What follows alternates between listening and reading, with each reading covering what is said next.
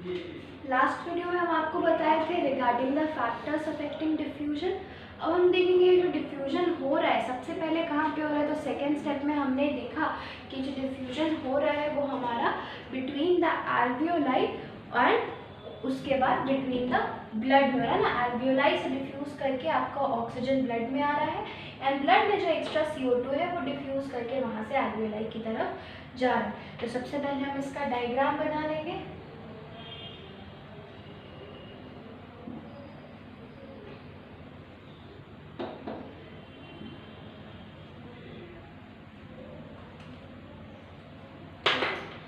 ये आपका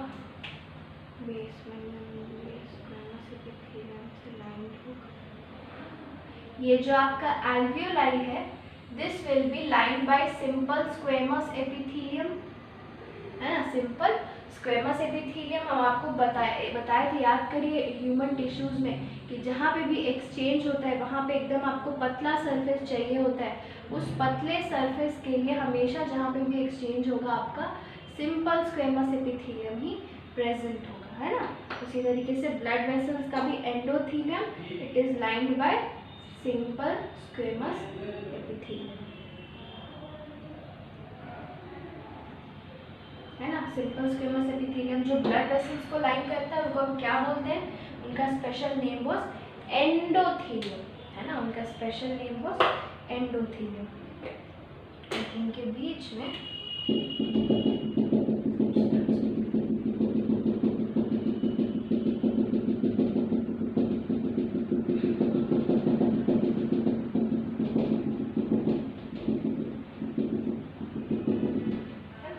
blood vessel से आपको पता है आपका क्लोज्ड सर्कुलेटरी सिस्टम होता है, मतलब कि ब्लड वेसल्स के अंदर ही आपका ब्लड फ्लो करता है। तो ब्लड वेसल्स के अंदर आपका RBC रहेगा, है ना। There will be red blood cells, red colour का ब्लड सेल्स हम बना लिए, है ना। चलिए तो ये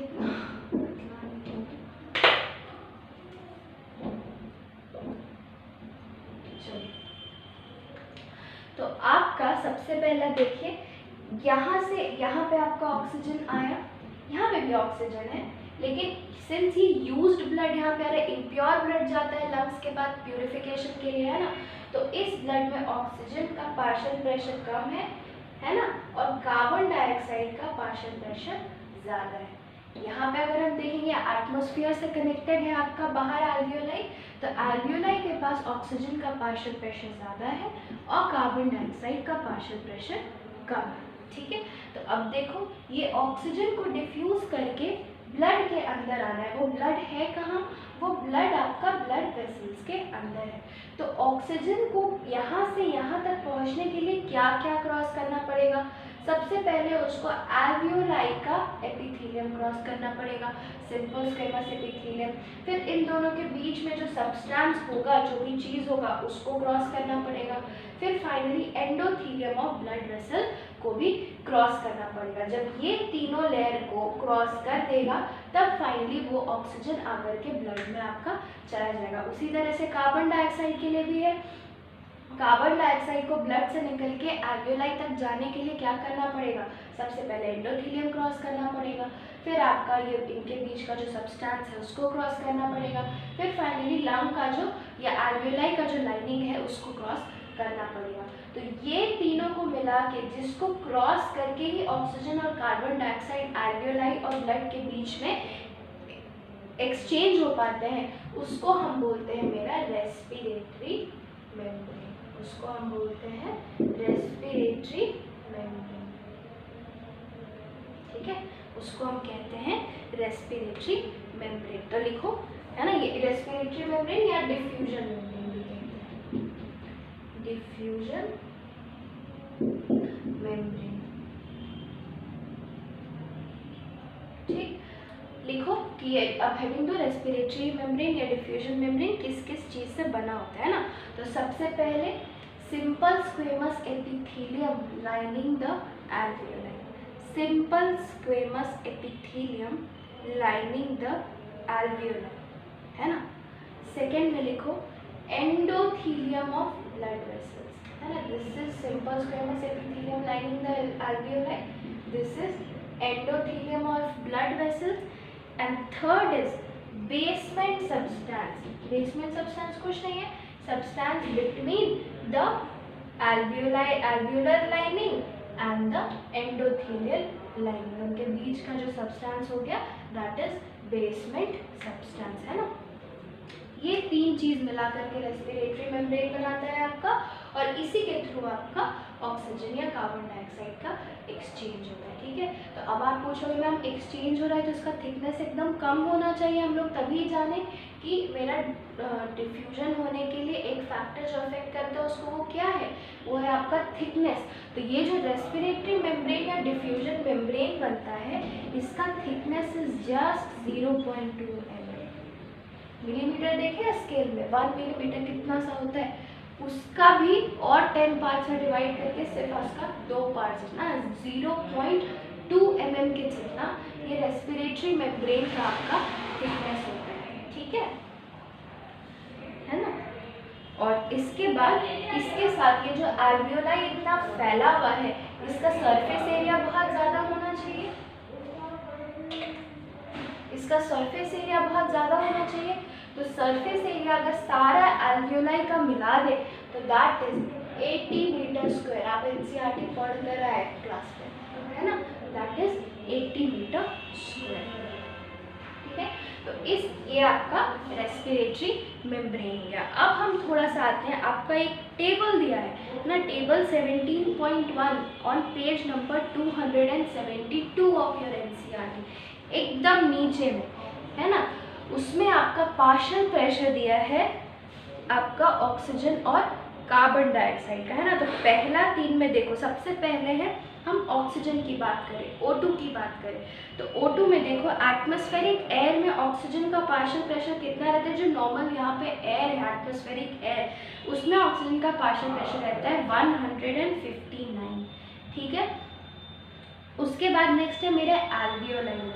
alveoli में ऑब्वियसली ऑक्सीजन का पार्शियल प्रेशर कम होना चाहिए, तभी तो ऑक्सीजन एटमॉस्फेयर से डिफ्यूज करके alveoli तक आएगा. अगर alveoli में ज़्यादा हो गया या इक्वल हो गया तो ऑक्सीजन क्यों बाहर से अंदर की तरफ डिफ्यूज करके आएगा, है ना. ऑक्सीजन का पार्शियल प्रेशर alveoli में कम होगा तभी तो ऑक्सीजन एटमॉस्फेयर से लेकर के मेरे alveoli में आएगा. तो alveoli का पार्शियल प्रेशर ऑक्सीजन का है 104. तो ऑब्वियसली 159 104 से ज़्यादा है, तो हमेशा ऑक्सीजन क्या होता है एटमॉस्फेयर से मेरे alveoli के अंदर आता है. तो alveoli के अंदर जैसे ही आया ऑक्सीजन का पार्शियल प्रेशर यहाँ पे 104 mmHg हो गया, है ना. अच्छा, कभी भी पार्शियल प्रेशर कोई पूछे तो सिर्फ 104 सिर्फ 159 ऐसे नहीं बोलना, उसको बोलना मिलीमीटर्स ऑफ मर्क्यूरी. mmHg मतलब कि mm for millimetres, Hg is the sign for mercury. हम लोग कभी भी प्रेशर नापते हैं तो हम लोग प्रेशर मिलीमीटर्स ऑफ मर्क्यूरी में भी नापते हैं. आपका ब्लड प्रेशर भी आप सुने होंगे 120/80. 120/80 क्या, 120/80 मिलीमीटर्स ऑफ मर्क्यूरी. mmHg हमेशा याद रखना है. ठीक है, तो alveoli में इतना हो गया. अब ये जो ब्लड है नेक्स्ट कॉलम में देखिए लिखा है आपका blood that is deoxygenated. Obviously यहाँ पे लंग्स के पास ब्लड कैसा आता है, डीऑक्सीजनेटेड ब्लड आता है. क्यों, क्योंकि उस जिसका जितना भी ऑक्सीजन होता है वो यूज अप हो चुका होता है. तो यूज अप ऑक्सीजन के बाद ब्लड कैसा हो जाता है, डीऑक्सीजनेटेड हो जाता है, मतलब उसमें ऑक्सीजन का लेवल कम हो जाता है. तो डीऑक्सीजनेटेड ब्लड में ऑक्सीजन का लेवल कितना है आपका 40 है. देखिए कितना है 40 mmHg, है ना. तो ऑब्वियसली alveoli में 104, यहाँ पे 40 क्या होगा, डिफ्यूजन होगा, है ना. 104 ज़्यादा है 40 कम है, oxygen will move from alveoli to the blood. जैसे ही ब्लड में आया तो ब्लड अब डीऑक्सीजनेटेड जो था, ऑक्सीजन जब डिफ्यूज कर गया ब्लड में तो ब्लड ऑक्सीजनेटेड हो गया, है ना. तो जैसे ही ब्लड ऑक्सीजनेट हुआ तो ब्लड में अब ऑक्सीजन का पार्शियल प्रेशर दोबारा कितना हो गया, बढ़ गया. कितना बढ़ गया, 95 मिलीमीटर्स ऑफ मर्क्यूरी, है ना. तो जैसे ही alveoli के पास से ये ब्लड क्रॉस करेगा, यहाँ पे डिफ्यूजन होगा, तो जो डीऑक्सीजनेटेड ब्लड जिसमें 40 मिलीमीटर्स ऑफ मर्क्यूरी आपका था ऑक्सीजन का लेवल अब ऑक्सीजनेटेड ब्लड बन जाएगा और बन के कितना हो जाएगा 95 mm of Hg, 95 millimetres of mercury. ये आपको ऑक्सीजनेटेड हो गया ब्लड। अब ये ऑक्सीजनेटेड ब्लड ही जाएगा आपके सेल्स या टिश्यूज के पास, है ना। अब सेल्स में आपका हो क्या रहा है, सेल्स में आपको ऑक्सीडेशन हो रहा है, ऑक्सीजन यूज अप हो रहा है, कार्बन डाइऑक्साइड खत्म हो रहा है, तो सेल्स में भी आपका क्या होगा, ऑक्सीजन का लेवल कम होगा, है ना। तो टिश्यूज या सेल्स में ऑक्सीजन का लेवल कितना है, देखो 40 mmHg लिखा है ना। तो जैसे ही ये ब्लड यहाँ टिश्यूज के पास पहुंचेगा, क्या होगा, यहाँ पे ऑक्सीजनेटेड ब्लड के पास आपका 95, ये ब्लड वेसल्स में आपका मान लेते हैं ऑक्सीजन ब्लड के साथ फ्लो कर रहा है, ब्लड में आपका ऑक्सीजनेटेड ब्लड में oxygen level partial pressure is 95 mmHg, cells में आपका 40 mmHg। क्या होगा, ब्लड से दोबारा सेल्स में आपका ऑक्सीजन डिफ्यूज करेगा। जैसे ही ब्लड से सेल्स में ऑक्सीजन डिफ्यूज किया, फिर ये ब्लड कैसा हो जाएगा आपका, दोबारा डीऑक्सीजनेटेड हो जाएगा। क्यों, क्योंकि इसका ऑक्सीजन अब इधर डिफ्यूज कर गया, तो ये डीऑक्सीजनेटेड ब्लड हो गया। दोबारा इसका धीरे धीरे 40 mmHg होगा, फिर दोबारा ये प्यूरिफिकेशन से आएगा और इसी तरीके से आपका साइकिल चलता जाएगा, है ना। तो जैसे ही डीऑक्सीजनेटेड ब्लड आता है लंग्स के बाद, ऑक्सीजनेटेड ब्लड जाता है आपका सेल्स के पास, है ना। यही लिखा है आपका डिफरेंट पार्शियल प्रेशर। इसी तरह से कार्बन डाइऑक्साइड का भी देखते हैं। कार्बन डाइऑक्साइड में देखो एटमॉस्फेरिक एयर में सिर्फ 0.3 पर, अब कार्बन डाइऑक्साइड उल्टा होगा, एटमॉस्फेयर में कम होना चाहिए, मेरे बॉडी में ज़्यादा होना चाहिए, तभी तो मेरे बॉडी से निकल के एटमॉस्फेयर तक जाएगा ना, है ना। तो अब देखते चलते हैं ना। तो एटमॉस्फेरिक एयर में आपका जो कार्बन डाइऑक्साइड है दैट इज 0.3 mmHg और एल्वियोलाई में कितना है 40 mmHg, है ना। एल्वियोलाई में CO2 is 40 mm of 40 millimetres of mercury. Obvious सी बात है, एल्वियोलाई से बाहर निकल के कार्बन डाइऑक्साइड क्या ट्राई करेगा, एल्वियोलाई से निकल के बाहर एटमॉस्फेयर में जाए, ठीक। उसके बाद यहाँ पे ब्लड से एक्सचेंज की बात आते हैं। ब्लड में आपका कार्बन डाइऑक्साइड डीऑक्सीजनेटेड ब्लड है ना, इसमें कार्बन डाइऑक्साइड आपका ज़्यादा है, एल्वियोलाई में आपका कार्बन डाइऑक्साइड का कुछ अमाउंट है, तो कार्बन डाइऑक्साइड डीऑक्सीजनेटेड ब्लड में बढ़ा रहेगा। क्यों, क्योंकि ऑक्सीजन यूज अप हो चुका है और जो सेल्स है वो मेरा कार्बन डाइऑक्साइड इस ब्लड को दे दिया है। तो देखो डीऑक्सीजनेटेड ब्लड में कितना है कार्बन डाइऑक्साइड इज 45, तो 45 और 40 इधर है, तो कार्बन डाइऑक्साइड क्या मूव करेगा, ब्लड से आपका एल्वियोलाई की तरफ मूव करेगा, क्योंकि ब्लड में कार्बन डाइऑक्साइड ज़्यादा है और एल्वियोलाई में कम है ना। अब आप बोलोगे मैम इसके बीच डिफरेंस कितना कम है, देखो 40 और 45 से 5 का डिफरेंस है। ऑक्सीजन और ऑक्सीजन के बीच में क्या डिफरेंस था, 104 और 40 का था, है ना। कितना डिफरेंस था, ठीक है, 64 का डिफरेंस था और यहाँ पे सिर्फ 5 का डिफरेंस है। आप बोलोगे मैम कार्बन डाइऑक्साइड को दिक्कत नहीं होता डिफ्यूज करने में, तो याद करो डिफ्यूजन का हम आपको अफेक्टिंग एक और फैक्टर बताए थे। कौन सा फैक्टर बताए थे, आपको बताए थे solubility. Carbon dioxide is much more 20 to 25 times more soluble than oxygen, इसलिए इतना कम पार्शियल प्रेशर डिफरेंस होने के बाद भी कार्बन डाइऑक्साइड आराम से ब्लड से एल्वियोलाई में डिफ्यूज कर जाता है, क्योंकि कार्बन डाइऑक्साइड का सॉल्युबिलिटी आपका काफ़ी ज़्यादा है ना। चलिए ये हो गया, कार्बन डाइऑक्साइड यहाँ से डिफ्यूज करके इधर चल गया और ब्लड कार्बन डाइऑक्साइड ब्लड आपका अब ऑक्सीजनेटेड हो गया। तो ऑक्सीजनेटेड ब्लड में आपका कितना हो गया कार्बन डाइऑक्साइड, ऑक्सीजनेटेड ब्लड में आपका डिफ्यूज जब कर गया 45 से 40, तो आपका ऑक्सीजनेटेड ब्लड में कार्बन डाइऑक्साइड का पार्शियल प्रेशर 40 mmHg हो गया, है ना, 40 मिलीमीटर्स ऑफ मर्क्यूरी होगा। अब यही ब्लड जाएगा आपका टिश्यूज़ के पास, टिश्यूज़ के पास गया तो टिश्यूज़ में ऑब्वियसली आपका ऑक्सीडेशन हो रहा है ग्लूकोज का, कार्बन डाइऑक्साइड प्रोड्यूस हो रहा है, तो टिश्यूज़ में आपका कार्बन डाइऑक्साइड का लेवल बहुत हाई होगा, है ना। तो कार्बन डाइऑक्साइड का लेवल टिश्यूज़ में कितना होता है 45 होता है। यहाँ पे ऑक्सीजनेटेड ब्लड में कार्बन डाइऑक्साइड का लेवल इज 40, सेल्स में कार्बन डाइऑक्साइड का लेवल इज 45, तो क्या होगा इधर से इधर डिफ्यूज करेगा।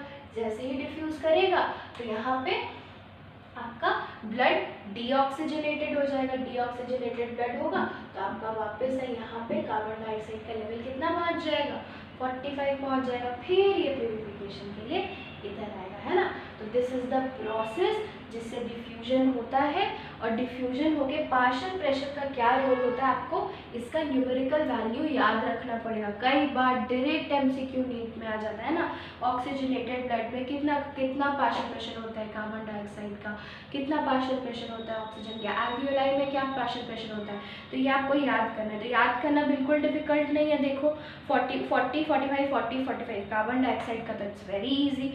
ऑक्सीजनेटेड में आपको सिर्फ ऑक्सीजन का थोड़ा सा याद करना पड़ेगा, है ना, दैट ऑल्सो आपको याद हो जाएगा। तो ये टेबल याद कर लेना, कई बार नीट में आ चुका है ना।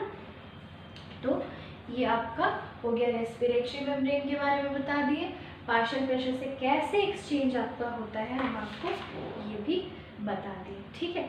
नेक्स्ट आपका ये डिफ्यूजन आपका खत्म होता है ना। पहला डिफ्यूजन कहाँ पे हुआ, एक सेकेंड स्टेप का डिफ्यूजन देखे थे एल्वियोलर मेम्ब्रेन के अक्रॉस, एंड एक फोर्थ स्टेप का डिफ्यूजन देखे थे हम ब्लड और टिश्यूज के अक्रॉस, है ना। तो ये वाला आपका सेकेंड स्टेप हो गया एल्वियोलर मेम्ब्रेन का। और जब ऑक्सीजनेटेड ब्लड कैसे सेल को ऑक्सीजन देता है और कार्बन डाइऑक्साइड ले लेता है, that is the diffusion across आपका टिश्यूज, है ना। तो ये दोनों सेकेंड और फोर्थ स्टेप हमारा यहाँ खत्म होता है। नेक्स्ट स्टेप आपका जो आता है that is transportation of gases, है ना। यहाँ ठीक है एक्सचेंज तो हो गया, ये ब्लड यहाँ से लेके टिश्यूज तक ऑक्सीजन लेके कैसे आएगा, ये ब्लड यहाँ टिश्यूज से लेके एल्वियोलाई तक कार्बन डाइऑक्साइड लेके कैसे आएगा, ये जो आपका होता है that is your third step, that is transportation of gases, that is transportation of gases. तो हेडिंग दो ट्रांसपोर्टेशन ऑफ गैसेस।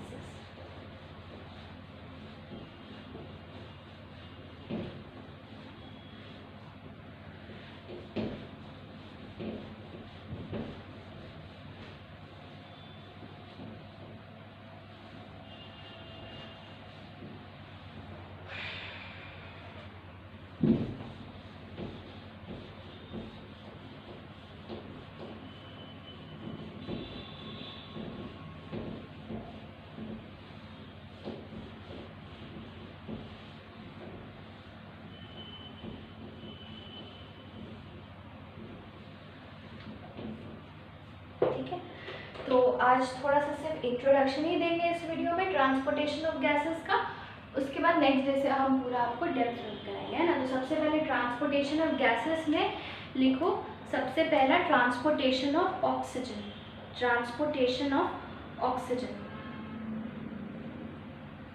है ना। ट्रांसपोर्टेशन ऑफ ऑक्सीजन में सबसे पहला लिखो कि सिंस डिजॉल्व्ड फॉर्म जो होता है आपका, हम बताए थे ऑक्सीजन बहुत कम अमाउंट में डिजॉल्व होता है, सॉल्युबिलिटी कम होता है, तो 3% of oxygen is transported in dissolved form, 3% of oxygen is transported in dissolved form, ठीक है। बाकी का 97%, बाकी का 97%, बाकी का 97% ऑक्सीजन आपका हीमोग्लोबिन की मदद से ट्रांसपोर्ट होता है ना। बाकी का 97 is transported with the help of haemoglobin, ठीक है। हीमोग्लोबिन एक पिगमेंट होता है आपके ब्लड में रेड कलर का, जिसके वजह से आपका ब्लड रेड होता है, ठीक है। तो हीमोग्लोबिन के साथ कंबाइन करके ये ऑक्सीजन ट्रांसपोर्ट होता है। तो oxygen combines with this haemoglobin, है ना, एंड फॉर्म्स, हीमोग्लोबिन के साथ कंबाइन करके ये बनाता है ऑक्सी हीमोग्लोबिन। ऑक्सीजन और हीमोग्लोबिन का कंबाइन फॉर्म बना करके हम बोलते हैं ऑक्सी हीमोग्लोबिन, ऑक्सी हीमोग्लोबिन, ठीक है। तो 97% ऑक्सीजन आपका ऑक्सी हीमोग्लोबिन के फॉर्म में ट्रांसपोर्ट होता है ना। इसके साथ एक और बात आपको बता दें, एक हीमोग्लोबिन मॉलिक्यूल में 4 ग्लोबिन चेन होता है ना, और 4 आयरन मॉलिक्यूल होता है, और एक आयरन आपका 2 ऑक्सीजन एटम या फिर एक ऑक्सीजन मॉलिक्यूल के साथ बाइंड कर सकता है। एक ग्लोबिन चेन या एक आयरन आपका 2 ऑक्सीजन आटम या एक ऑक्सीजन मॉलिक्यूल के साथ बाइंड कर सकता है। तो आप सोचिए अगर 4 होता है तो चारों एक ऑक्सीजन मॉलिक्यूल को कैरी करेगा, तो कितना ऑक्सीजन मॉलिक्यूल आपका एक हीमोग्लोबिन के साथ बाइंड कर सकता है? 4 ऑक्सीजन मॉलिक्यूल आपका एक हीमोग्लोबिन के साथ बाइंड कर सकता है, या फिर 8 ऑक्सीजन एटम, मॉलिक्यूल नहीं 8 ऑक्सीजन एटम आपका मैक्स टू मैक्स एक हीमोग्लोबिन के साथ बाइंड कर सकता है। ठीक है, यहाँ पे हम इसके बाद हम देख लेते हैं थोड़ा सा कार्बन डाइऑक्साइड का, है ना। हम कार्बन डाइऑक्साइड का देख लेते हैं।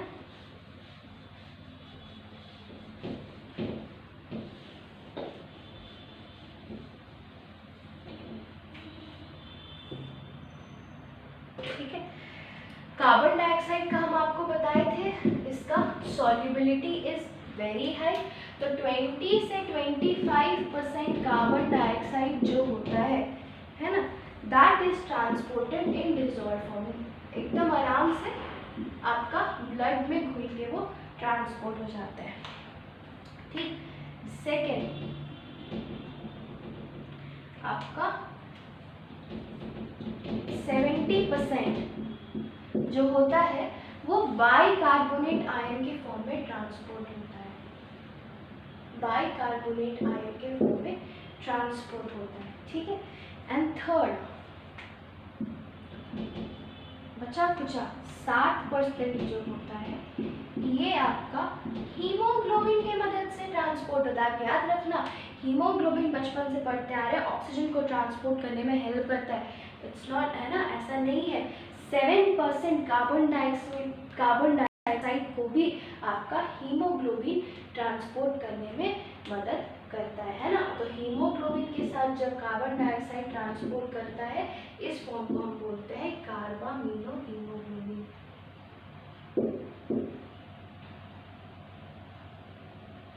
ठीक है, कार्बामिनो हीमोग्लोबिन। और याद रखना, इस हीमोग्लोबिन का एफिनिटी मतलब आपको ज़्यादा अच्छा क्या लगता है। अब हम आपको बोले कि आप मतलब अगर आप नॉन वेजिटेरियन है तो आप चिकन खाइए या आप गाजर खाइए, तो ऑब्वियसली आपके एफिनिटी चिकन की तरफ ज़्यादा होगी, है ना। इसी तरीके से जो हीमोग्लोबिन होता है उसकी एफिनिटी कार्बन डाइऑक्साइड के लिए ज़्यादा होती है इन कंपैरिजन टू ऑक्सीजन। मतलब उसको बाइंड करने के लिए अगर कार्बन डाइऑक्साइड ऑक्सीजन दोनों मिल जाए तो वो पहले कार्बन डाइऑक्साइड के साथ बाइंड करेगा, है ना। इसका इफेक्ट हम आपको बाद में कल बताएंगे, है ना, नेक्स्ट वीडियो में बताएंगे इससे क्या होता है। तो ये आपका हो गया कैसे कैसे ट्रांसपोर्टेशन होता है। नेक्स्ट वीडियो में ऑक्सीजन का ट्रांसपोर्टेशन और कार्बन डाइऑक्साइड का भी हम डेप्थ में देखेंगे।